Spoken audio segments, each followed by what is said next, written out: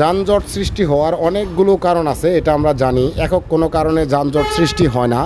আজকে আপনাদের সামনে একটি কারণ তুলে ধরতেছি, দেখেন তো এই কারণটা কতটা গ্রহণযোগ্য। একটু ভালো করে লক্ষ্য করবেন প্লিজ, ভিডিওটা শেষ পর্যন্ত দেখবেন।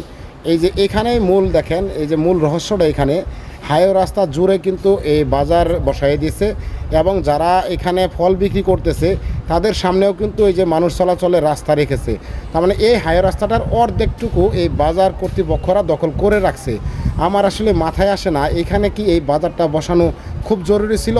আপনারা বাজার বসাইতে চান, একটু রাস্তা থেকে সরে যান, দূরে যান। রাস্তায় গাড়ি চলাচল করার কথা, এখানে বাজার বসানোর কথা না তো ভাই। এই স্থানটা হলো পোড়াবাড়ি মাস্টারবাড়ি। ভাইয়া যদি ভিডিওতে ভুল বলে থাকি ক্ষমা করবেন।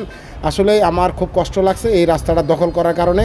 গাড়ি চালক যারা আছেন তারা প্রচুর কষ্ট করে কিন্তু ঈদ সার্ভিসে যাত্রীদের সেবা দিচ্ছে এই যানজটের কারণে। ধন্যবাদ ভাই।